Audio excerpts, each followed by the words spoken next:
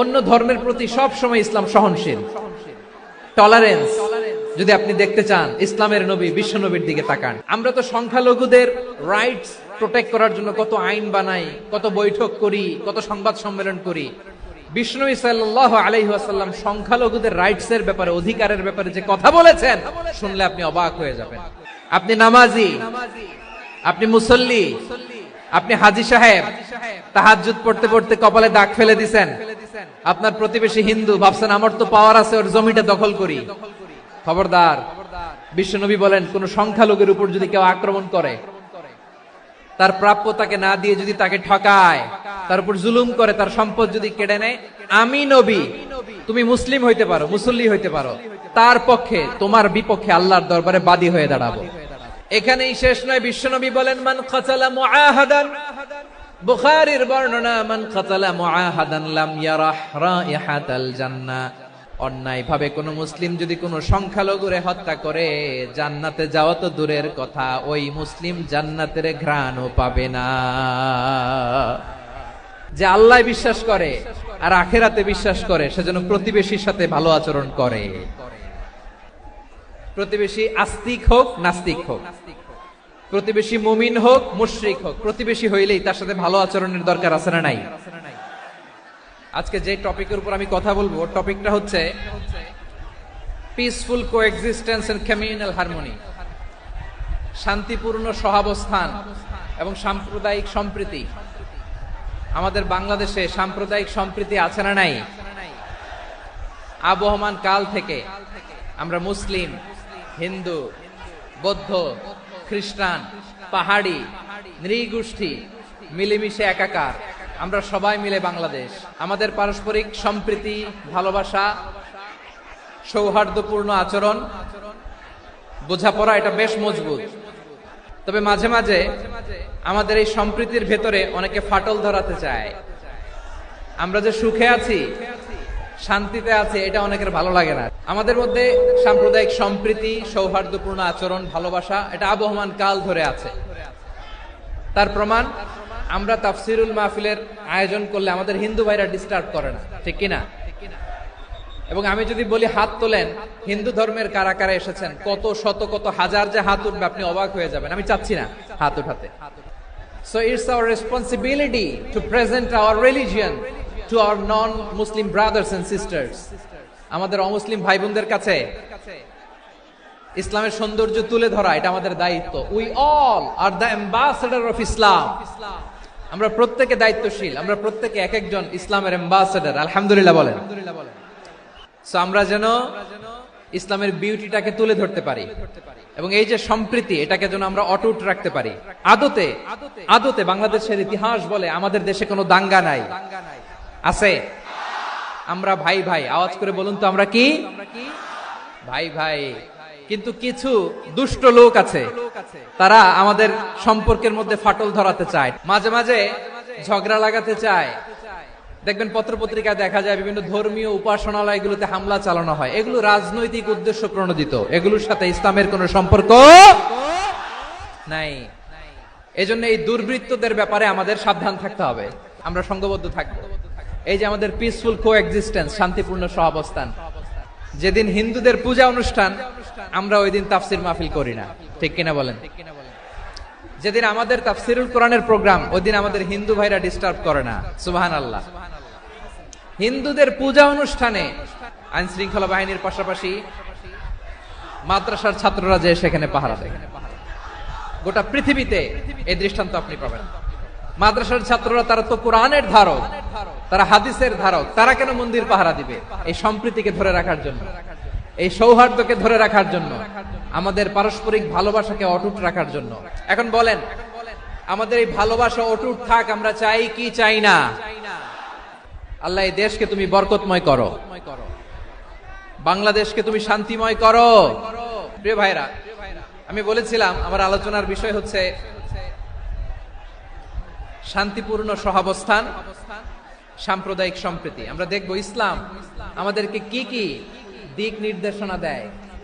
আল্লাহ রাব্বুল ইজ্জা ওয়াল জালাল তিনি ইরশাদ করছেন, ওয়ালা তাসুব্বুল্লাযীনা يدعون من دون الله فيسبوا الله عدوا بغير علم كذلك زينا لكل أمة عملهم ثم إلى ربهم مرجعهم فينبئهم بما كانوا يعملون رب العالمين বলেন গোলাম ও আমার ইমানদার বান্দারা শোনো শোনো লা তাসুবুল্লাযীনা ইয়াদউনা মিন দুনিল্লাহ ফায়াসুবুল্লাহা আদওয়াম বিগাইরি ইলম ও আমার বিশ্বাসী বান্দারা যারা আল্লাহকে ব্যতি রেখে দেব দেবীর পূজা করে তোমরা খবরদার তাদের গালি দিও না যদি ওই দেবতাদেরকে গালি দাও তাহলে ভুলবশত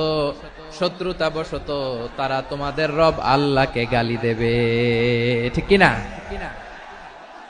তোমরা যদি তাদের দেবতাদের গালি দাও ওরা রেগে তোমার আল্লাহরে গালি দিবে তাহলে আল্লাহরে গালি খাওয়ানোর কারণ হয়ে গেলাম আমি রব্বুল আলামিন বলেন খবরদার দেবতাদেরকে গালি দিও না তাহলে ওরা তোমার রব আল্লাহরে গালি দেবে প্রতিটি জাতির জন্য তাদের কাজকে আমি আল্লাহ সুশোভিত করে রেখেছি তারা সবাই একদিন আমার কাছেই ফিরে আসবে এরপর আমি রব্বুল আলামিন তাদের আমলনামা তাদেরকে জানিয়ে দেব সুবহানাল্লাহ পড়ে তাহলে প্রিয় ভাইরা ইসলাম আমাদেরকে শিখায় সূরাতুল আনআমের 108 নম্বর আয়াত থেকে আমরা বুঝলাম কোন ধর্মকে ছোট করা যাবে না অন্য ধর্মকে ছোট করা মানে ইসলামকে ছোট করা আর অন্য ধর্মের দেবতাকে যদি আপনি গালি দেন ওরা ইসলাম থেকে দূরে সরে যাবে যাও ইসলামের প্রতি আকৃষ্ট হয়েছিল আর কোনোদিন ইসলামের ধারে কাছে আসবে না আওয়াজ করে বলেন ঠিক কিনা এজন্য কখনো কোনোদিন অন্য ধর্মের দেবতাদেরকে গালি দেয়া যাবে না অন্য ধর্মের কোন দেবতাদেরকে আমরা গালি দিব না বরং ইসলামের beauty the beauty of Islam ইসলামের সৌন্দর্যকে আমরা তুলে ধরব আমরা যদি বিশ্বনবী সাল্লাল্লাহু আলাইহি ওয়াসাল্লামের জীবনের দিকে তাকাই তাহলে আমি দেখব বিষ্ণু ইসলাম মক্কাতে কিংবা মদিনাতে অন্য ধর্মের লোকদের সাথে খুব পিসফুলি লাইফ লিড করেছেন হোক মুশরিক হোক খ্রিস্টান হোক ইহুদি বিশ্বনবী সবার সাথে মিলেমিশে ছিলেন আলহামদুলিল্লাহ বলেন ইসলাম হচ্ছে পিসফুল রিলিজিয়ন অন্য ধর্মের প্রতি সহনশীলতার সবক ইসলাম আমাদেরকে দেয় কিন্তু প্রতিটি মুসলিমের এটা মনে রাখতে হবে আল্লাহর কাছে পছন্দনীয় গ্রহণযোগ্য ধর্ম জীবনাদর্শ একটি সেটা হচ্ছে ইসলাম এজন্য রব্বুল আলামিন বলেন ইন্নাদ-দীনা ইনদাল্লাহিল ইসলাম আল্লাহর কাছে মনোনীত গ্রহণযোগ্য অ্যাকসেপ্টেড ধর্ম মতাদর্শ একটা সেটা হলো ইসলাম ইসলাম ছাড়া অন্য কোন ধর্ম যদি কেউ তালাশ করে তার ওই ধর্ম আল্লাহ গ্রহণ করবে না ومن يبتغي غير الإسلام دينا فلن يقبل منه وهو في الآخرة من الخاسرين Whoever seek anything except Islam that won't be accepted from him and he will be loser in the day of judgment কিয়ামতের দিন ইসলাম ছাড়া কেউ যদি অন্য কোন ধর্ম তালাশ করেছে দুনিয়াতে তার এই মতাদর্শ গ্রহণ করা হবে না and he will be loser ক্ষতিগ্রস্ত হাই কোম্পানির ম্যানেজার ওর আমও শেষ সালাও শেষ প্রত্যেক নামাজ শেষে আমরা আল্লাহরে বলি আল্লাহ রাদিতু বিল্লাহি রাব্বা ওয়া বিল ইসলামি দীনা ওয়া বি মুহাম্মাদিন নাবিয়ান ওয়া রাসূলা ও আল্লাহ তোমারে রব হিসেবে পেয়ে আমরা খুশি ও আল্লাহ ইসলামকে ধর্ম হিসেবে পেয়ে আমরা খুশি বিশ্বনবীকে আমাদের রাসূল পেয়ে আমরা খুশি ইসলাম ছাড়া অন্য কোনো ধর্ম আমরা গ্রহণ করব না আল্লাহর কাছে অ্যাকসেপ্টেড রিলিজিয়ন একটা সেটা ইসলাম তো বিশ্বনবী সাল্লাল্লাহু আলাইহি ওয়াসাল্লাম মক্কাতে কিংবা মদিনাতে খুব পিসফুলি এক্সিস্ট করেছেন যে কোনো ধর্মের সাথে মিলেমিশে চলেছেন তার প্রমাণ আমরা যদি রাসূল সাল্লাল্লাহু আলাইহি ওয়াসাল্লামের বায়োগ্রাফির দিকে তাকাই তাহলে দেখব তিনি মুশরিকদের সাথে পিস ট্রিটি করেছেন শান্তি চুক্তি পিস ট্রিটি পিস এগ্রিমেন্ট আপনারা হুদাইবিয়ার সন্ধির নাম শুনেছেন 6ষ্ঠ হিজরিতে বিষ্ণু সাল্লাল্লাহু আলাইহি ওয়াসাল্লাম মুশরিকদের সাথে এই ট্রিটি করেছেন চুক্তি আমরা তো মুসলমান বসতে পারি না আমরা দুই মুসলিম ভাই একসাথে বসে চা খেতে পারি না গল্প করতে পারি না বিষ্ণু সাল্লাল্লাহু আলাইহি ওয়াসাল্লাম মুশরিকদের সাথে ট্রিটি করেছেন হুদাইবিয়ার সন্ধি এই সন্ধির আগে মক্কা থেকে কেউ মদিনায় যেতে পারে না, মদিনা থেকে কেউ মক্কায় যেতে পারে না, কিন্তু এই সন্ধির পরে ট্রাফিক স্বাভাবিক হয়ে গেল। মক্কার লোকেরা মদিনায় আসতে পারে, মদিনার লোকেরা মক্কায় আসতে পারে। এটাকে বলে সুলহে হুদাইবিয়া, the peace agreement of Hudaibiya, শান্তি চুক্তি। আমরা পৃথিবীতে এখন অনেক শান্তি চুক্তির নাম শুনি, এগুলো সব the piece treaty of Hudaibiya থেকে কপি করা। আল্লাহু আকবার। মক্কার পার্ট গেল, পিস এগ্রিমেন্ট করলেন, শান্তি চুক্তি। বিষ্ণু ইসলাম মদিনায় যে কি করলেন? মদিনায় যে বিষ্ণু ইসলাম মদিনা চার্টার করলেন, মদিনা সনদ, সাহিফাতুল মদিনা, এটার বলে মদিনা চার্টার। যে ওয়েস্টে, ইউরোপে, আমেরিকাতে তারা অনেক চার্টার করে, সব চার্টার মদিনা চার্টার থেকে কপি করা। আওয়াজ করে পড়েন সুবহানাল্লাহ। বিষ্ণু ইসলাম মদিনায় গেলেন, মদিনাতে মুসলিম, মুশরিক, ইহুদি, এই তিন ধর্মের লোক মিলে সব স্টেক হোল্ডার যারা আছে সবাইকে নিয়ে বিষ্ণু ইসলাম মদিনা চার্টার করলেন, মদিনা সনদ। পড়েন সুবহানাল্লাহ। শুধু তাই নয়, মক্কাতে বিশ্বনবী পিস এগ্রিমেন্ট করলেন, শান্তি চুক্তি মুশরিকদের সাথে। মদিনাতে যে বিশ্বনবী মদিনা চার্টার করলেন, মদিনা সনদ করলেন ইহুদিদের সাথে। আবার মদিনাতে বিশ্বনবী ইহুদিদের সাথে পিস ডায়ালগ করলেন, ইন্টারফেথ ডায়ালগ করলেন, আন্তধর্মীয় সংলাপ করলেন, যেই সংলাপের মূল ভিত্তি ছিল তাওহীদ। বিশ্বনবী ইহুদিদেরকে ডাকলেন, আহ্বান করলেন, কুল ইয়া আহলাল কিতাবি তাআলাউ ইলা কালিমাতিন সাওয়াইন বাইনানা ওয়া বাইনাকুম আল্লা না'বুদা ইল্লাল্লাহ ولا نشرك به شيئا ولا يتخذ بعضنا بعضا أربابا من دون الله فإن تولوا فقولوا اشهدوا بأننا مسلمون। বিশ্বনবী মদিনার ইহুদিদের ডেকে বললেন, ও ইহুদিরা, শোনো শোনো, আসো এমন একটা আদর্শের প্রশ্নে আমরা একত্রিত হই, যে আদর্শের প্রচার তোমাদের নবীরাও করেছে, আমিও করি, যে আদর্শের কথা তোমাদের পবিত্র ধর্মগ্রন্থগুলোতে আছে, আমার কোরআনেও আছে, সেটা হলো তাওহীদ। আমরা এক আল্লাহ ছাড়া কারো ইবাদত করব না, আল্লাহর সাথে কাউরে শরীক করব না, আল্লাহ ছাড়া কাউরে রব মানব না। পড়েন সুবহানাল্লাহ। তাহলে আমার প্রিয় লালমনিরহাটের ভাইরা, মদিনাতে যে তিনি মদিনা চার্টার করলেন, মদিনা সনদ, পিস ডায়ালগ করলেন, শান্তির সংলাপ, ইন্টারফেথ ডায়ালগ করলেন, আন্তধর্মীয় সংলাপ, যার ভিত্তি ছিল তাওহীদ। তাহলে অন্য ধর্মের প্রতি সব সময় ইসলাম সহনশীল, টলারেন্স। যদি আপনি দেখতে চান ইসলামের নবী বিশ্ব নবীর দিকে তাকান, ঠিক কিনা বলেন? আমরা তো সংখ্যালঘুদের রাইটস প্রোটেক্ট করার জন্য কত আইন বানাই, কত বৈঠক করি, কত সংবাদ সম্মেলন করি। বিষ্ণু সাল্লাল্লাহু আলাইহি ওয়াসাল্লাম সংখ্যালঘুদের রাইটস এর ব্যাপারে, অধিকারের ব্যাপারে যে কথা বলেছেন, শুনলে আপনি অবাক হয়ে যাবেন। বিশ্বনবী বলেন, আলা মান যালামা মুআহাদান আও ইনতাকাসাহু আও কাল্লাফাহু ফাওকা তাআতিহি আও আখাযা মিনহু শাইআন বিগাইরি তিবি নাফসিন ওয়া আনা হাজিজুহু ইয়াউমাল কিয়ামা। খবরদার, জেনে রাখো, কেউ যদি কোনো সংখ্যালঘুর উপরে অত্যাচার করে, কোন সংখ্যালঘুর প্রাপ্য থেকে যদি কেউ কাউকে ঠকায়, সংখ্যালঘুর উপর যদি কেউ কষ্ট দেয়, কোন সংখ্যালঘুর সম্পদ যদি কেউ জোর করে কেড়ে নেয়, আমি কিয়ামতের দিন বিশ্বনবী ওই সংখ্যালঘুর পক্ষে আর ওই মুসলমানদের বিপক্ষে বাদী হয়ে দাঁড়াবো। আল্লাহু আকবার। আপনি নামাজি, আপনি মুসল্লি, আপনি হাজী সাহেব, তাহাজ্জুদ পড়তে পড়তে কপালে দাগ ফেলে দিছেন, আপনার প্রতিবেশী হিন্দু, ভাবছেন আমার তো পাওয়ার আছে, ওর জমিটা দখল করি। বিশ্বনবী বলেন, কিয়ামতের দিন ওই হিন্দুর পক্ষে তোর বিরুদ্ধে আমি বাদী হয়ে দাঁড়াবো। পৃথিবীর কোন ধর্মে এরকম স্টেটমেন্ট পাবেন? পাবেন? আপনি ভাবছেন আপনি নামাজ পড়লে হাজী সাহেব কপালে দাগ ফেলাই দিলে আপনি সেলসেলায় জান্নাতে চলে যাবেন না? খবরদার। বিশ্বনবী বলেন, কোন সংখ্যালঘুর উপর যদি কেউ আক্রমণ করে, তার প্রাপ্য তাকে না দিয়ে যদি তাকে ঠকায়, তার উপর জুলুম করে, তার সম্পদ যদি কেড়ে নেয়, আমি নবী, তুমি মুসলিম হইতে পারো, মুসল্লি হইতে পারো, তার পক্ষে তোমার বিপক্ষে আল্লাহর দরবারে বাদী হয়ে দাঁড়াবো। যে নবীর সুপারিশ ছাড়া জান্নাতের গেটও দেখা যাবে না, ওই নবী যদি বলে তোর বিপক্ষে আমি বাদী হয়ে দাঁড়াবো, ওই জান্নাতে আর ঢোকার কোনো সুযোগ আমাদের থাকবে? এখানেই শেষ নয়, বিশ্বনবী বলেন মান কাতালা মুআহাদান, বুখারীর বর্ণনা, মান কাতালা মুআহাদান লাম ইয়ারাহ রাইহাতাল জান্নাহ। কেউ যদি, কোন মুসলিম যদি অন্যায় ভাবে কোন সংখ্যালঘুকে হত্যা করে, কোন হিন্দুকে হত্যা করে, কোন বৌদ্ধরে হত্যা করে, অন্যায় ভাবে কোন মুসলিম যদি কোন সংখ্যালঘুরে হত্যা করে, জান্নাতে যাওয়া তো দূরের কথা, ওই মুসলিম জান্নাতের ঘ্রাণও পাবে না।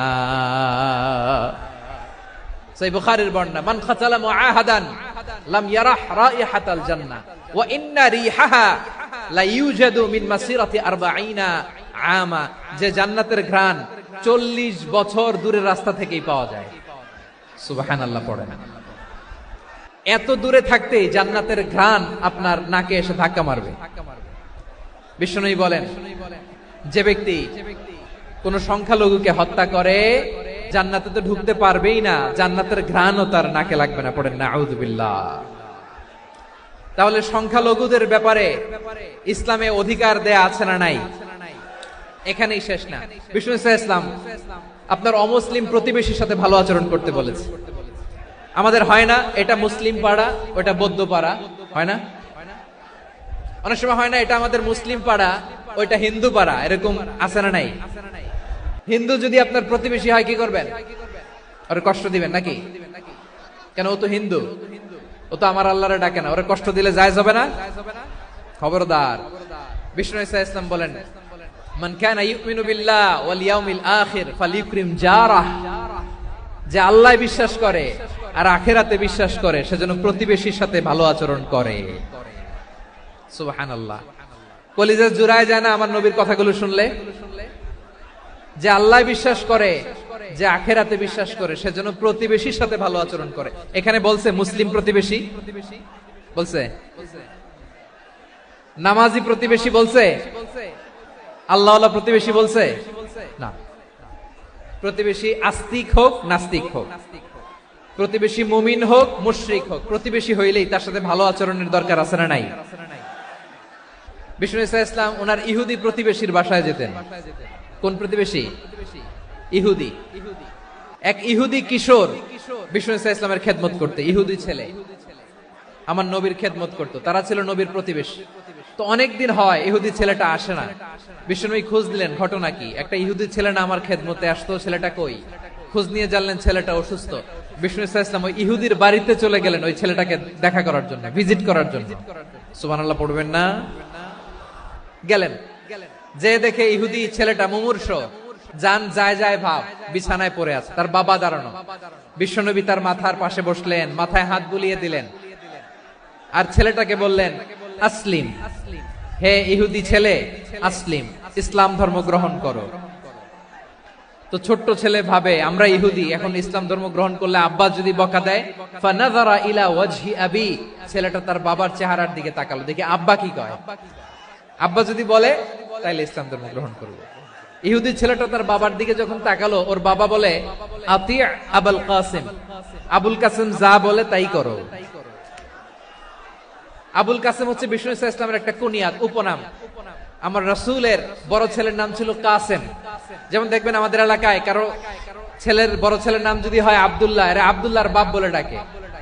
কারো বড় মেয়ের নাম যদি হয় ফাতেমা, এরা কি ডাকে? ফাতেমার বাপ বলে না? তো বিষ্ণু ইসলামের বড় ছেলের নাম ছিল কাসেম। ইহুদি বাবা বলল আতি আবুল কাসেম, আবুল কাসেম যা বলে তাই শোনো, মানে মোহাম্মদ যা বলে তাই শোনো। এই কথা শুনে ছেলে সাহস পাইছে, ছেলে আবার পড়তে আরম্ভ করলো আশহাদু আল্লাহ ইলাহা ইল্লাল্লাহ ওয়া আশহাদু আন্না মুহাম্মাদার রাসূলুল্লাহ। পড়েন আল্লাহু আকবার। বিশ্বনবীর আহ্বান শুনে ওই আহ্বানে সাড়া দিয়ে ইহুদি ছেলে শাহাদা পড়ে মুসলমান হয়ে গেল। তার হৃদয়টারে ইমানের নূর দিয়ে আলোকিত করে দিল কে? প্রিয় ভাইরা, এবার রাসূল সাল্লাল্লাহু আলাইহি ওয়াসাল্লাম বের হয়ে আসলেন ঘর থেকে, আর বললেন আলহামদুলিল্লাহিল্লাযী আনকাযাহু মিনান নার। প্রশংসা সে আল্লাহর, যে আল্লাহ জাহান্নামে চলে যাচ্ছিল প্রায় এমন একটা লোককে মুহূর্তের মধ্যে কালেমায়ে শাহাদাতের বদৌলতে জান্নাতি বানায় দিলেন। আওয়াজ করে পড়েন সুবহানাল্লাহ। এই হাদিস থেকে আমরা কি শিখলাম? What is the moral of the story? এক নাম্বার স্টোরি হলো, প্রতিবেশী ইহুদি হোক হিন্দু হোক, যাবেন, সুসম্পর্ক রাখবেন, উপহার দিবেন, বিপদে পাশে দাঁড়াবেন, তাইলেই তো আপনাদের প্রতি, মুসলমানদের প্রতি তারা আকৃষ্ট হবে, ঠিক কিনা বলেন? আপনি যদি হিন্দুদের সাথে বৌদ্ধদের সাথে নাই মিশেন, নাস্তিকের কাছে নাই যান, তো ইসলামের সৌন্দর্যটা ওরা বুঝবে কেমনে? আমার অনেক হিন্দু পরিচিত ভাই আছে, ওরা আমাদের ইফতারির প্রোগ্রামে এসে একসাথে ইফতারি করে। অনেক মদখোর আমার সাথে বসে একসাথে ডিনার করে, হাফ প্যান্ট পরা, গলায় স্বর্ণের চেইন, হাতে স্বর্ণের ব্রেসলেট, আইসা আমার সাথে ডিনার করছে, আছে এরকম। গাঁজাখোর, আমি বলে আসো, welcome welcome to my dinner, আসো বসো, বসলেই তো আমি ওর ডিএনএ, চিন্তার ডিএনএ চেঞ্জ করে দেওয়ার সুযোগ পাবো, চিল্লায় বলো ঠিক কিনা? আসতে হবে আমার কাছে। The door of Islam is open 24/7. সব সময় আমাদের ইসলামের দরজা আমার অমুসলিম ভাইদের জন্য খোলা আছে না নাই? এই হাদিস থেকে দুইটা শিক্ষা। এক নম্বর শিক্ষা, প্রতিবেশী মুসলিম হোক অমুসলিম হোক, যান, অসুস্থ হইলে একটু আপেল নিয়ে যান, আঙ্গুর নিয়ে যান, কমলা নিয়ে যান, তাদের সাথে ভালো আচরণ করেন। ইসলামের বিউটি দেখে, সৌন্দর্য দেখে অবাক হবে, নসিব ভালো হলে কোনোদিন কালিমা পড়ে মুসলমান হয়ে যাবে। তাহলে অমুসলিমের সাথে ভালো সম্পর্ক। বিশ্বনবী ইহুদির বাড়িতে গেলেন, ইহুদির বাড়ি, আর আমার মুসলমান ভাই আমার কাফের বলে, এরকম আছে না নাই? মুসলিম মুসলিমরা দেখতে পারে না, সহ্য করতে পারে। বিশ্বনবী সাল্লাল্লাহু আলাইহি ওয়াসাল্লাম ইহুদির বাড়িতে গেলেন, এটা একটা শিক্ষা। দুই নম্বর শিক্ষা হলো, বিশ্বনবী সাল্লাল্লাহু আলাইহি ওয়াসাল্লামের খাদেম ছিল ইহুদি, এতদিন খেদমত করলো, একদিনও বিশ্বনবী ওরে কালিমার দাওয়াত দেয় নাই। কারণ কি? বিশ্বনবী একটা ভালো সময়ের অপেক্ষা করতেছিলেন, প্রপার টাইমিং। দাঈর কাজ হচ্ছে দাঈ ইলাল্লাহ, সে হচ্ছে সুযোগ সন্ধানী। দাঈ সুযোগ খোঁজে, কখন দাওয়া দিলে ব্যাটে বলে হবে, ঝোপ বুঝে কোপ মারে, ঠিক কিনা বলেন? বিষ্ণু ইসলাম ভালো সময়ের অপেক্ষা করতেছিলেন, দেখি ভালো সময় আসুক আসুক আসুক আসুক। আস্তে আস্তে এমন সময় আসছে, ছেলে এবার মুমূর্ষ, অসুস্থ ব্যক্তির হৃদয় অত্যন্ত নরম থাকে।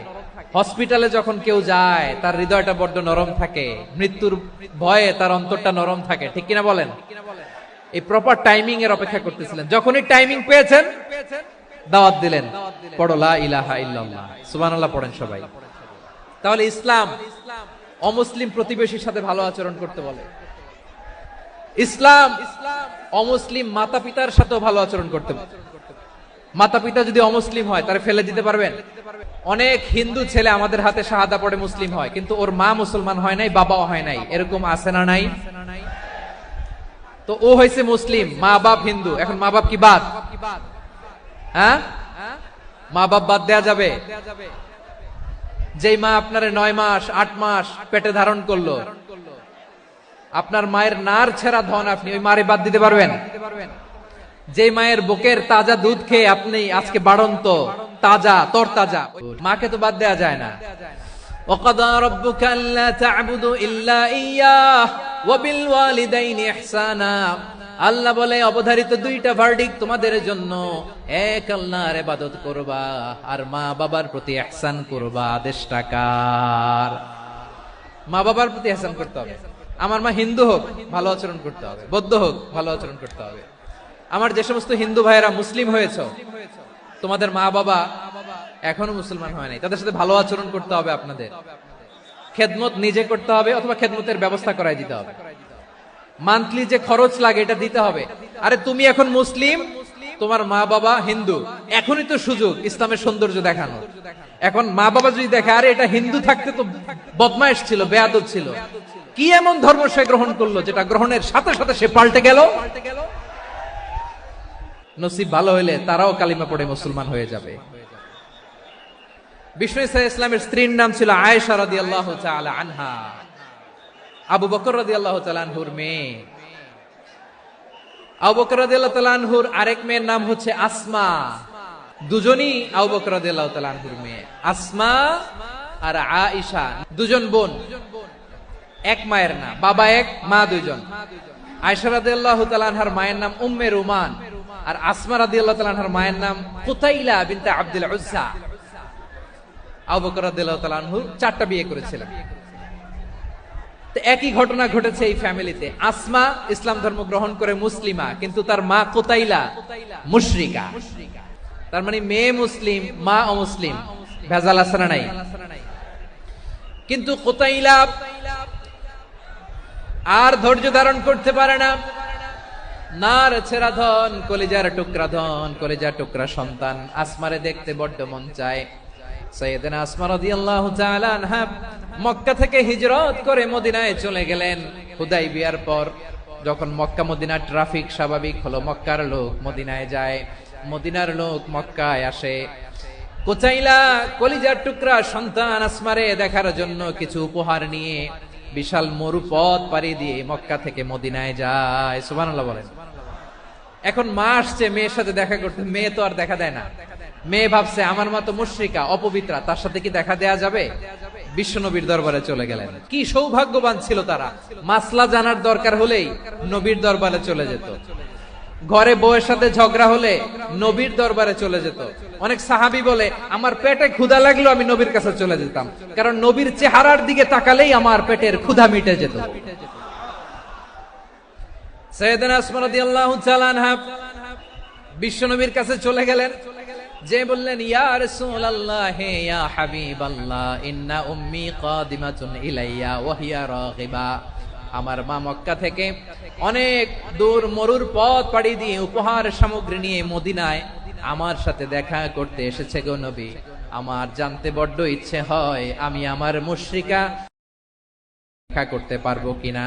আফা আসিলুহা, আগে যেমনি আমি আমার মায়ের সাথে ভালো আচরণ করতাম, যেমনি আমি আমার মায়ের সাথে সদাচরণ করতাম গো নবী, এখন আমি মুসলিমা মা মুশরিকা, এখন কি আগের মতো আগে যেমনি ভালো আচরণ করছো আসমা এখন ওইরকমই করো, পারলে আরো বাড়ায় করো। তাহলে আমার যে হিন্দু ভাইরা হিন্দু বোনেরা, হ্যাঁ রে আসমা অবশ্যই অবশ্যই ধন্য হয়েছে আপনার আম্মা আব্বা এখন মুসলমান হয় না, তাদের জন্য ভালো আচরণ করতে আল্লাহ যেন তাদেরকেও ঈমানের দৌলত দান করে। ভালো আচরণ এখন বলেন ইসলাম কি ন্যারো মাইন্ডেড রিলিজিয়ন না ব্রড মাইন্ডেড? ইসলাম আমরা পেয়েছি কতটা ব্রড মাইন্ডেড আমাদের বিশ্বনবী সাল্লাল্লাহু আলাইহি ওয়াসাল্লাম, কত ওপেন মাইন্ডেড। মুসলিমরা যদি নবীকে উপহার দিত ওই উপহারও বিশ্বনবী গ্রহণ করতেন। বিশ্বনবী বললেন হ্যাঁ অবশ্যই। আপনার অমুসলিম বন্ধু যদি উপহার দেয় সেটাও আপনি নিতে পারবেন, যেটা নেওয়া জায়েজ। কিন্তু আপনার বন্ধু যদি আপনার মদের বোতল দেয় নিতে পারবেন না। হালাল যে কোনো জিনিস নিতে পারবেন। বিশ্বনবী সাল্লাল্লাহু আলাইহি ওয়াসাল্লাম অমুসলিমদের দেয়া হাদিয়া গ্রহণ করতেন। কেমন নবী ছিলেন, আমার নবীরে চিনে নেন, আমার নবীর অ্যাটিটিউড জেনে নেন। বিশ্বনবী সাল্লাল্লাহু আলাইহি ওয়াসাল্লাম যখন কোন জনপদে যেতেন তিনটা অপশন নিয়ে যেতেন। এক নাম্বার অপশন আসলিম তাসলাম। নতুন এলাকায় গেলে বলতেন আসলিম তাসলাম, ইসলাম ধর্ম গ্রহণ করো শান্তিতে থাকবা, আমার ভাই হয়ে যাবা, আমরা ভাই ভাই। ইসলাম মানো, আমরা ভাই ভাই। যদি বলে না ইসলাম মানবো না, ওকে অপশন নাম্বার 2 মুসলিম হওয়ার দরকার নাই, লা ইকরাহা ফিদ্দিন, ইসলামে কোনো বাড়াবাড়ি নাই। খ্রিস্টান আছো থাকো, বৌদ্ধ আছো থাকো, ইহুদি থাকতে চাও থাকো, কিন্তু আমরা যেহেতু রিজিওনাল সুপার পাওয়ার আমাদের আন্ডারে থাকো, ট্যাক্স দিয়া থাকো, এটার বলে জিজিয়া। আলেম যারা আছেন বুঝবেন এটার আরবিতে কি বলে, জিজিয়া। You pay us the tax, we will give you the security. তোমরা ট্যাক্স দিবা, আমরা সিকিউরিটি দিব, আমাদের আওতায় থাকবা, কেউ তোমাদেরকে আক্রমণ করতে পারবে না, আমরা নিরাপত্তা দিব। সুবহানাল্লাহ বলেন। ট্যাক্স দাও, আমরা সিকিউরিটি দিব না, এটাও মানি না। বিষ্ণু বলেন তাহলে তলোয়ার আমাদের আর তোমাদের মাঝে ফয়সালা করবে। মুসলিমও হবা না, ট্যাক্স দিবা, নিরাপত্তা দিব, আমাদের আমরা সুপার পাওয়ার, আমাদের আন্ডারে থাকবে, এটাও না। তাহলে তোমাদেরকে তো আমরা বিশ্বাস করতে পারি না, কখন না কখন বিশ্বাসঘাতকতা করো, কার সাথে মিলে হাত মিলাও, তলোয়ার আমাদের মাঝে ফয়সালা করবে। তখন তিনি জেহাদের সশস্ত্র সংগ্রামের ঘোষণা দিতেন। সুবহানাল্লাহ পড়েন। দেখেন পশ্চিমারা জেহাদকে এইভাবে চিত্রায়িত করে না, ওরা জেহাদ বলতে বুঝায় তলোয়ার হাত কাটো গলা কাটো না, জেহাদ সশস্ত্র সংগ্রাম 3 নম্বরে। অধিকাংশ ক্ষেত্রেই বিশ্বনবীর সুন্দর আচরণ দেখে আরে আমার নবীর যে নুরানি চেহারা, অনেকে তো কেবল সিরেফ চেহারাটা দেখেই কালিমা পড়ে মুসলমান হয়ে গিয়েছে।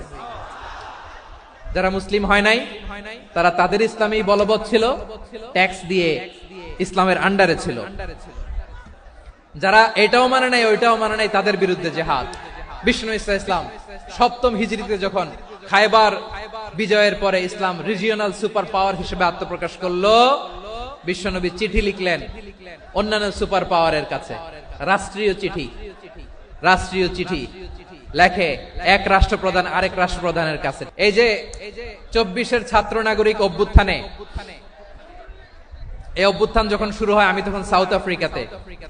একটা স্ট্যাটাস দিয়েছিলাম, কোটা নয় গোটা দেশ সংস্কার করা লাগবে।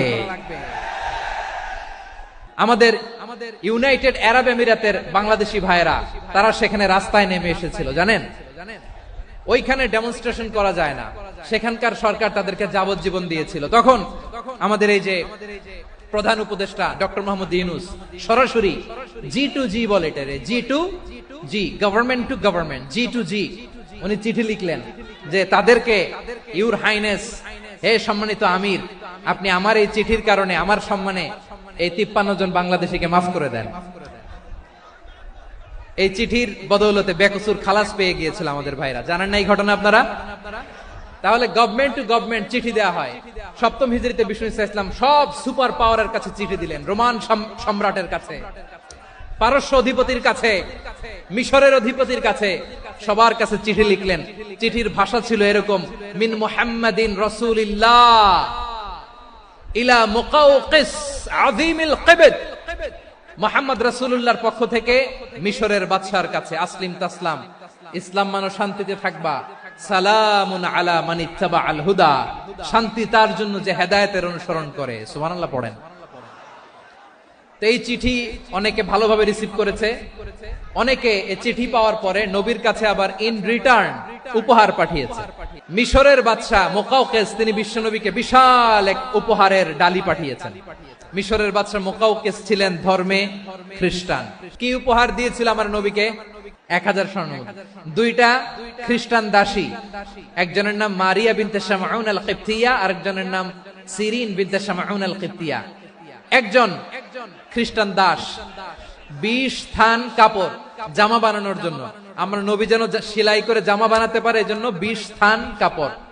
এরপরে একটা গাধা যেটার নাম ছিল উফাইর, আর একটা খচ্চর, এটার নাম ছিল দুলদুল। খচ্চর চিনেন?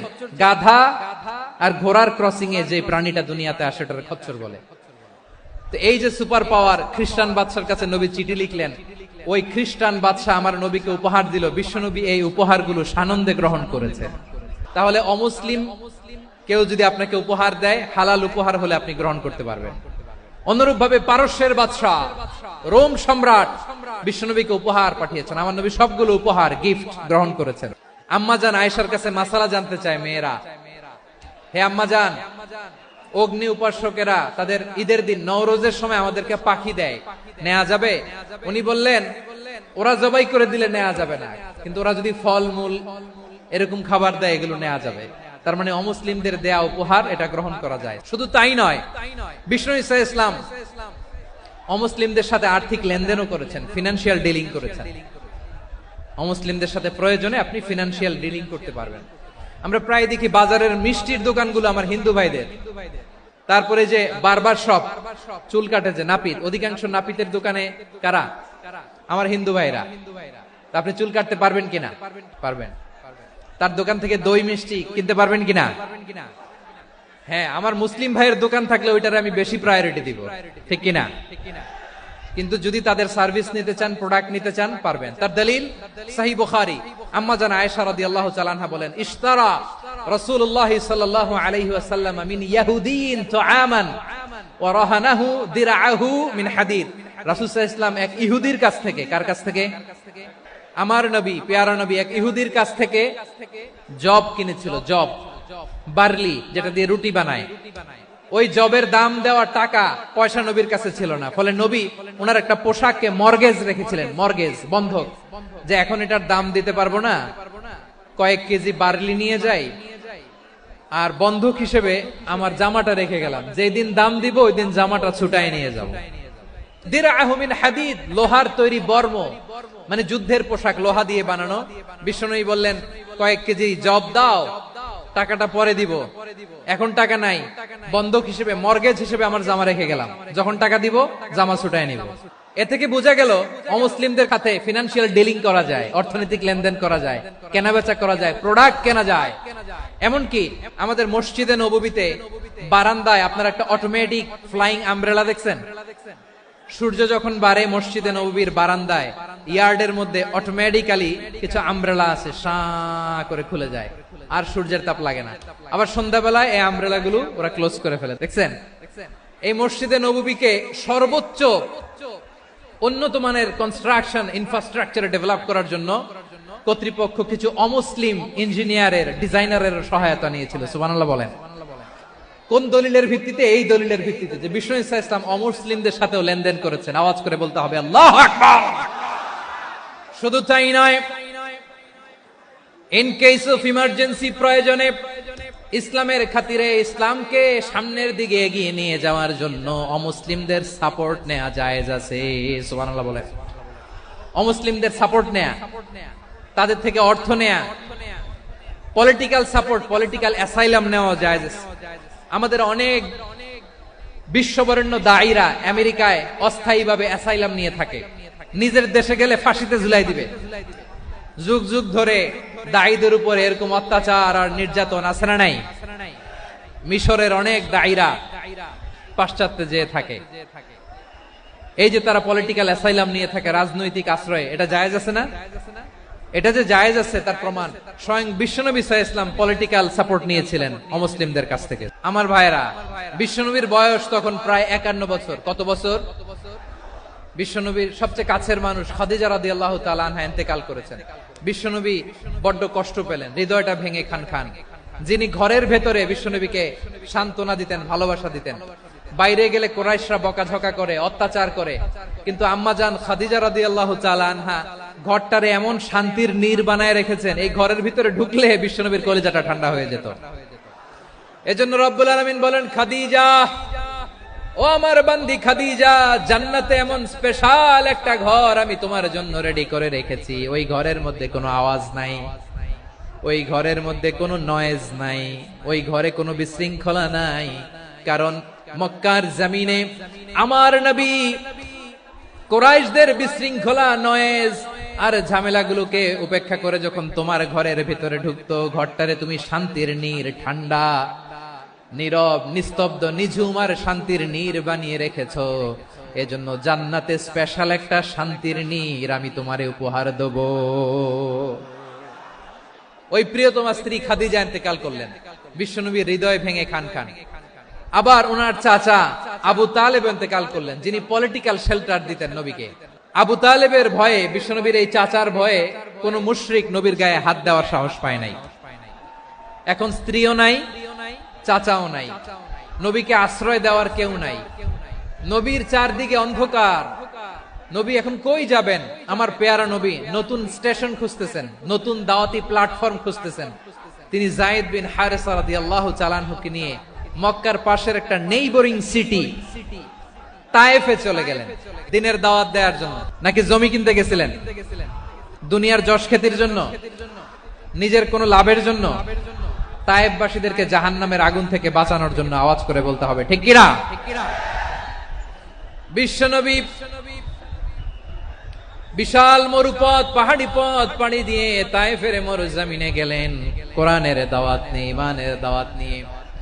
কিন্তু তায়েফের লোকেরা বিশ্বনবীর দাওয়াতকে শুধু প্রত্যাখ্যান করেই থামে নাই, তারা বিশ্বনবীর সাথে অত্যন্ত খারাপ আচরণ করেছে। বিশ্বনবীকে শারীরিকভাবে হেনস্থা করেছে, আমার নবীকে শারীরিকভাবে অত্যাচার করেছে, আমার পেয়ারা নবীর গায়ে পাথর মেরেছে, বিশ্বনবীর গা বেয়ে ঝরঝর করে রক্ত ঝরেছে, নবী জামিনের মধ্যে লুটিয়ে পড়েছেন, আবার মেরেছে, আবার নবী হাঁটতে শুরু করলেন, পেছন থেকে আবার মেরেছে, আবার নবী রক্তাক্ত হয়ে জামিনের মধ্যে লুটিয়ে পড়লেন, আবার মেরেছে। বিশ্বনবীর মতো এত সুশ্রী মানব, বিশ্বনবীর মতো এত শুভ্র মানব, বিশ্বনবীর মতো এমন চমৎকার দেহাবয়ব দিয়ে রব্বুল আলামিন কাউকে বানান নাই। এরকম চমৎকার মানুষটাকে তারা তায়েফের ওই জমিনে রক্তাক্ত করেছে। বিশ্বনবী দুনিয়ার কোনো স্বার্থের জন্য সেখানে যান নাই, নিজের কোনো লাভের জন্য, প্রাপ্তির জন্য যান নাই, তায়েফবাসীদের জাহান্নামের আগুন থেকে বাঁচাতে গিয়েছেন। খেয়ে না খেয়ে দিন প্রচারের কাজে নিজেকে দিয়েছ বিলিয়ে, তায়েফের কাফিরেরা চিনল না সে আলো, দুষ্ট ছেলেদের পিছু দিল লেলিয়ে, পাথরের আঘাতে ক্ষত বিক্ষত হয়ে সারা শরীর থেকে রক্ত ঝরে, হে রাসূল তোমাকে ভুলি আমি কেমন করে, হে রাসূল তোমাকে ভুলি আমি কেমন করে। পারেন না আপনারা? ধরুন আমার সাথে। হাজার ব্যথা বেদনার পরে ফিরে আসনি তুমি আপন ঘরে, দিনের আলো তুমি ছড়িয়ে দিতে, চলে গেলে মদিনায় মক্কা ছেড়ে। হে রাসূল তোমাকে ভুলি আমি কেমন করে, হে রাসূল তোমাকে ভুলি আমি কেমন করে। প্রিয় ভাইরা, তায়েফের ছেলেরা নবীকে রক্তাক্ত করলো। আমার নবী কই যাবে? কই যাবে? মক্কায় জায়গা নাই, তায়েফে জায়গা নাই। তায়েফ থেকে ভারাক্রান্ত মন নিয়ে আমার নবী মক্কায় ফিরে আসলেন। বিশ্ব নবী মক্কায় ঢুকতে পারেন না। মক্কার মরুভূমির দিকে তাকিয়ে, উপত্যকার দিকে তাকিয়ে বিশ্বনবী ধা ধা করে কাঁদেন, ঝরঝর করে। নবীর চেহারা মোবারক থেকে চোখের পানিগুলো বেয়ে বেয়ে পড়ে।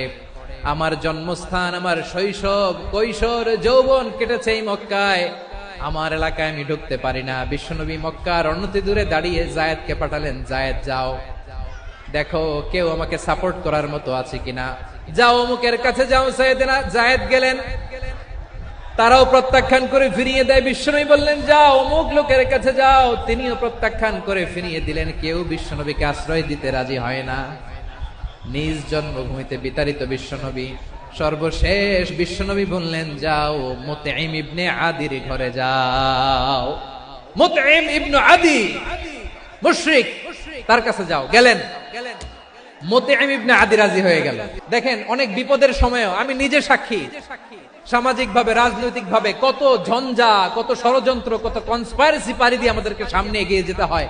এই শত্রুদের ভেতরেও একজনকে দাঁড় করিয়ে দেয় যে আল্লাহর কোরআনের জন্য রেডি হয়ে যায়। পড়েন সুবহানাল্লাহ। মুতঈম ইবনে আদি, আল্লাহ তার মনকে নরম করে দিলেন। মুতঈম বলে, মুহাম্মদ আমি তোমাকে আশ্রয় দিব। তার দুই ছেলেকে পাঠালেন, যাও খোলা তলোয়ার নিয়ে, স্কর্ট দিয়ে, গার্ড অফ অনার দিয়ে মুহাম্মদকে মক্কায় ঢুকাও, আর বলো আমি আমান দেব। আমান কি দিব? আমান মানে সিকিউরিটি, নিরাপত্তা। সিকিউরিটি ছাড়া, আমান দেওয়া ছাড়া কেউ থাকতে পারতো না মক্কায়। দুই ছেলে বিষ্ণু ইসা ইসলামকে নিয়ে আসলো। নবী কাবার চারদিকে তাওয়াফ করলেন, নামাজ পড়লেন।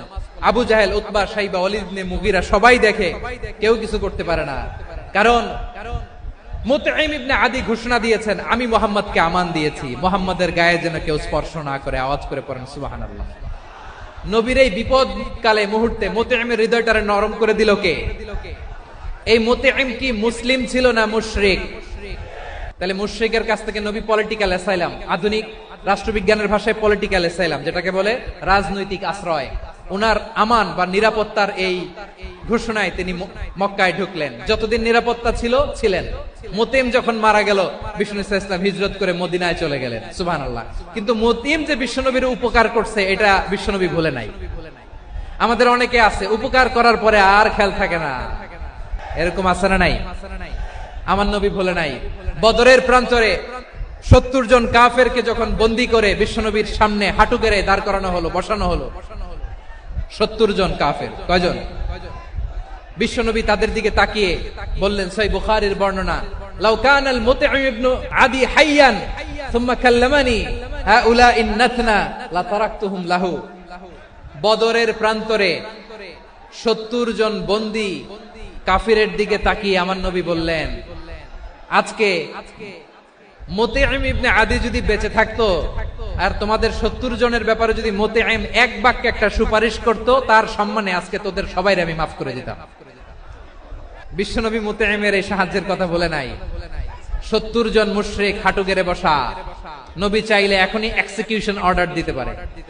তিনি বললেন, আজকে যদি মুতঈম বেঁচে থাকতো আর মুতঈম যদি তোদের জন্য সুপারিশ করতে, এই আবর্জনাগুলোর ব্যাপারে সুপারিশ করতে, আমি মুহূর্তেই তোদেরকে এমনি মাফ করে দিতাম। শুধু তাই নয়, যাকে যে সম্মান দেয়ার আমার নবী দিতেন, হোক আস্তিক হোক নাস্তিক, হোক মুসলিম হোক অমুসলিম। রোমান সম্রাটের কাছে বিশ্বনবী যখন চিঠি লিখলেন মিন মুহাম্মদ রাসূলিল্লাহ ইলা হিরাকলা আযীমির রোম, মুহাম্মদের পক্ষ থেকে হিরাক্লিয়াসের কাছে, যিনি হচ্ছেন আযীমের রোম, এটা নবী নিজ থেকে বানায় লিখছেন অতিরিক্ত সম্মান দিয়ে। কোন রাষ্ট্রপ্রধান যখন আসে তাদেরকে আমরা কি বলি জানেন? তার নামের শেষে এইচ ই এটা লিখতে হয়, H.E. মানে হিজ এক্সেলেন্সি। কি লেখে? হিজ এক্সেলেন্টি অথবা ইউর হাইনেস, ইউর ম্যাজেস্টি। দেখেন, বিশ্বনবী সাল্লাল্লাহু আলাইহি ওয়াসাল্লাম সব নবীদেরও নবী। তিনি একজন মুশরিক খ্রিস্টান সম্রাট, রোমান সম্রাটের কাছে চিঠি লিখতে যায়, লিখতেছে ইলা হিরাকলা আযীমের রোম, হিরাক্লিয়াসের কাছে আমার চিঠি, যিনি রোমের আযীম, হিজ হাইনেস, মানে রোমের অনেক সম্মানিত এক বাহাদুর। আওয়াজ করে বলেন সুবহানাল্লাহ। তার মানে যাকে যে সম্মান দেয়ার এটা বিশ্বনবী দিতেন। এমনকি যেই ইহুদিরা ভালো ছিল, এই ইহুদিদেরও প্রশংসা করেছেন বিশ্বনবী মুহাম্মদুর রাসূলুল্লাহ সাল্লাল্লাহু আলাইহি ওয়াসাল্লাম। এক ইহুদির প্রশংসা করেছেন বিশ্বনবী। ইহুদির কার? আমি তো আমার ভাইয়ের প্রশংসা করি না, আমি তো এক আলেম আরেক আলেমরে স্পেস দেই না, আমি তো এক দায়ী আরেক দায়ীর সাথে বসতে চাই না। আমার নবী ইহুদির প্রশংসা করে। কার প্রশংসা? ওই ইহুদির নাম ছিল মুখাইরিক। সিরাত গ্রন্থ ঘাটলে পাবেন। তিনি বলেছেন মুখাইরিক খাইরু ইয়াহুদ, Mukhayriq is the best of the Jews. জুইসদের মধ্যে সে সবচেয়ে ভালো। কেন প্রশংসা করলেন তার? এর কারণ মদিনা চার্টারে কথা ছিল সব ধর্মের মুসলিম, মুশরিক, ইহুদিরা মিলে মদিনাকে রক্ষা করবে। কিন্তু তৃতীয় হিজরিতে যখন উহুদের যুদ্ধ শুরু হলো, সবার কথা ছিল যেই আক্রমণ করে আমরা মদিনাকে বাঁচাবো। কোন শহরকে বাঁচাবো? মদিনাকে। কিন্তু কুরাইশরা যখন অ্যাটাক করলো, ইহুদিরা আর আসে না, ইহুদিরা আর বেরোয় না। বিষ্ণু বললেন, ওহে ইহুদিরা, তোমরা না চুক্তি করলে আমার সাথে যে মদিনা বাঁচাতে সবাই ঝাঁপিয়ে পড়বো, আসো। একটা ইহুদিও বেরোয় না, কেউ আসে না সেদিন, একজন ছাড়া। তার নাম মুখাইরেক। তার নাম কি? মুখাইরেক বাহাদুরের মতো ঘোড়সাওয়ার হয়ে বেরিয়ে গেলেন এবং বললেন, গোটা ইহুদি সাম্রাজ্যের একজনও যদি না আসে, আমি মুখাইরেককে কেউ ঘরে আটকে রাখতে পারবে না। বেরিয়ে আসলেন, এসে বললেন, আমি মুহাম্মদের পক্ষে যুদ্ধ করব। আমি মারা গেলে আমার সম্পদ আমার উত্তরাধিকারীরা পাবে না, আমার সম্পদ তোমরা মুহাম্মদকে দিয়ে দিবা। সুবহানাল্লাহ বলেন। উহুদের ময়দানে 70 জন মুসলমান শহীদ হলো। এই ইহুদি, সেও মুসলমানের পক্ষে যুদ্ধ করে নিহত হলো। মুসলিমদের লাশ যখন নিয়ে আসা হলো, এই মুখাইরিকের লাশও নিয়ে আসা হলো। মুসলিমদের লাশের পাশে মুখাইরিকের লাশ দেখে বিশ্বনবী মুখাইরিকের প্রতি অনেক খুশি হলেন। আর বিশ্বনবী খুশি হয়ে বললেন, মুখাইরিক খায়রু ইয়াহুদ, মুখাইরিক যদিও তুমি ইহুদি, তারপরে তুমি সব ইহুদিদের মধ্যে সেরা ইহুদি। পড়েন সুবহানাল্লাহ। আমার নবী ইহুদিকেও সম্মান দিতে কার্পণ্য করে নাই। আওয়াজ করে বলেন আল্লাহু আকবার। এজন্য অমুসলিম হইলেই তারা আমাদের শত্রু নয়। শত্রু কারা? যে সমস্ত অমুসলিম আমাদেরকে নিশ্চিহ্ন করে দিতে চায়, যে সমস্ত অমুসলিম আমাদের ভূখণ্ড থেকে আমাদেরকে তাড়িয়ে দিতে চায়, যে সমস্ত অমুসলিম আমার ধর্ম নিয়ে তুচ্ছতাচ্ছিল্য করে চিল্লায় বলেন ঠিক কিনা, তারা আমাদের শত্রু। সাধারণ অমুসলিমরা আমার শত্রু নয়। এই যে হিন্দুরা থাকে, এরা আমার ভাই, বৌদ্ধরা আমার ভাই, খ্রিস্টানরা আমার ভাই, ইহুদিরা আমার ভাই। তারা দিনই ভাই নয়, তারা মায়ের পেটের ভাই নয়, তারা মানবিক দিক থেকে ভাই। ও মানুষ, আমিও মানুষ।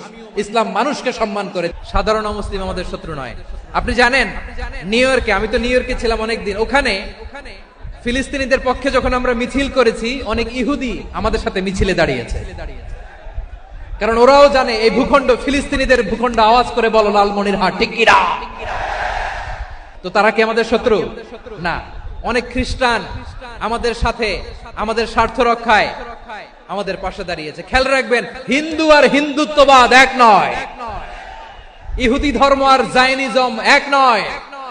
এই যে ফিলিস্তিনের ভাইয়েরা, তারা তাদের স্বাধীনতা সংগ্রামের জন্য লড়াই করছে, করে যাচ্ছে, আমরা এটাকে সমর্থন জানাই। চিল্লায় বলো ঠিক কিনা।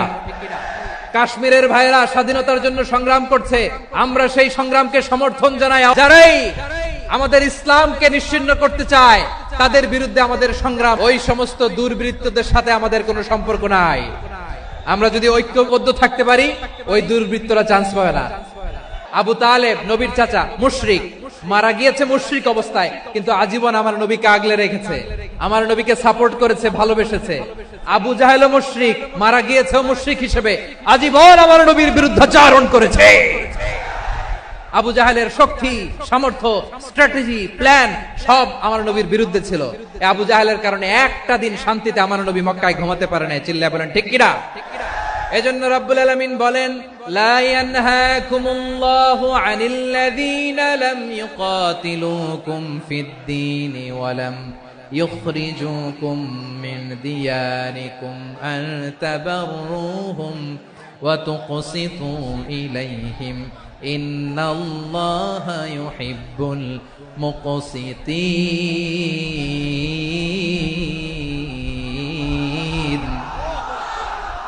আল্লাহ বলে, গোলামেরা শোনো শোনো, যে সমস্ত অমুসলিম তোমাদের সাথে ধর্মযুদ্ধে লিপ্ত হয় না, তোমাদের বিরুদ্ধে যে সমস্ত অমুসলিম অস্ত্র ধরে না, যে সমস্ত মুসলিম তোমাদেরকে তোমাদের জন্মস্থান থেকে, ভূখণ্ড থেকে তাড়িয়ে দেয় না, তাদের সাথে ভালো আচরণ করতে আমি আল্লাহ নিষেধ করি নাই। তাদের সাথে সদাচরণে কোনো নিষেধাজ্ঞা নাই, বরং তাদের সাথে সদাচরণ করো, এটাই আমি আল্লাহ চাই। তাহলে আমার যে অমুসলিমরা আমাদের সাথে শত্রুতা করে না, তুচ্ছতাচ্ছিল্য করে না, আমাদের ভূমি থেকে আমাদেরকে উচ্ছেদ করতে চায় না, আমাদের বিরুদ্ধে অস্ত্র ধরে না, ওই অমুসলিম ভাইদের সাথে আমাদের কোনো দ্বন্দ্ব আছে? কোনো বিরোধ আছে? বরং আছে ভালোবাসা। বরং আছে কি? এই ভালোবাসা দিয়ে আমরা বিশ্ব জয় করব। রাজি আছো মুসলমান? আমাদের পুঁজি ভালোবাসা। আমাদের পুঁজি কি? আমার এই পুরো আলোচনা থেকে দা রিলিজিয়াস কোএক্সিস্টেন্স, পিসফুল কোএক্সিস্টেন্স, শান্তিপূর্ণ সহাবস্থান, কমিউনাল হারমোনি, এই সাম্প্রদায়িক সম্প্রীতি, এই আলোচনা থেকে কি বুঝলেন? ইসলাম কি ন্যারো মাইন্ডেড না ব্রড মাইন্ডেড? এই ব্রড মাইন্ডেড হৃদয় নিয়ে, ভালোবাসা দিয়ে আমরা বিশ্ব জয় করতে চাই। রাজি আছেন? আল্লাহ কবুল করুক। আমরা সবাই পড়ি আমিন। আমার প্রিয় মায়েরা, বোনেরা, আপনাদের জন্য একটা হাদিস বলে শেষ করব। বিশ্বনবী বলেন, আমার মায়েরা খেয়াল করে শুনুন, বিশ্বনবী আপনাদের উদ্দেশ্য করে বলেন, আল মারআতু ইযা সাল্লাত খামসাহা ওয়া সামাত শাহরাহা হাফিজাত ফুরুজাহা আতাআত বা'লাহা ফালতাদখুল মিন আইয়ি আবওয়াবিল জান্নাতি শাআত। বিশ্বনবী আপনাদেরকে 4টা কাজের কথা বলেছেন, খুব বেশি না। 4টা করলে 8 জান্নাতের দরজা সব খোলা। কোনটা দিয়ে যাবেন? যেটা দিয়ে মনে চায়। 1 নাম্বার 5 ওয়াক্ত নামাজ। আমার বোনেরা জোহরের নামাজ পড়তে পড়তে এটা আসরে নিয়ে যায়, আসর পড়তে পড়তে মাগরিবে নিয়ে যায়, এরকম আছে না নাই? আমার বোনেরা এটা করবেন না।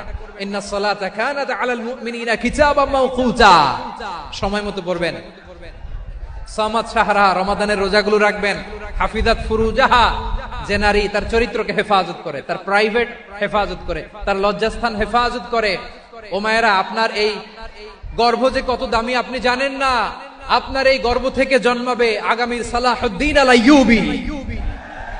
আপনার গর্ভ থেকেই জন্মাবে ইমাম আল মাহদি আল মুনতাজার। আপনার পেট থেকে জন্মাবে আবু সাইদের মতো বীর সৈনিক। আপনার পেট থেকে জন্মাবে মুগ্ধের মতো বীর মুজাহিদ। আপনি জানেন না কে আসবে আপনার পেট থেকে। সময়টাকে কাজে লাগান, ইসলামকে বুঝেন, মানেন, আমাদের ইসলামিক লেকচারগুলো শোনেন। আমরা যে বার্তাগুলো, ইনস্ট্রাকশনগুলো, দিক নির্দেশনাগুলো আপনাদের খেদমতে রাখি, এগুলো মেনে চলুন। আপনিই পারেন আপনার ঘরটাকে জান্নাতের টুকরা বানাতে। একটা family, it's a very big institution and you are the MD, the managing director of this institution. চিল্লায় বলেন ঠিক কিনা? চাইলেই পারেন ঘরটারে জান্নাতের টুকরা বানাতে। 5 ওয়াক্ত সালাত, রমাদানের রোজা, নিজের চরিত্রের হেফাজত, ও আতাআত বা'লাহা, স্বামীর আনুগত্য। এটাতে অনেকে ভুল করে থাকে। হায় রে আমার বোনেরা, স্বামীর আনুগত্যকে এটা নিজের অপমান মনে করবেন না। আপনার স্বামী আপনার সবচেয়ে বড় গার্ডিয়ান, তিনি আপনার সবচেয়ে ভালো চায়। নারী কখনো গার্ডিয়ানশিপের বাইরে থাকতে পারে না। হয় আপনি বাবার গার্ডিয়ানশিপের ভেতরে, বাপ না থাকলে ভাই আপনার গার্ডিয়ান, ভাই না থাকলে চাচা গার্ডিয়ান, বিয়ের পরে আপনার স্বামী আপনার গার্ডিয়ান।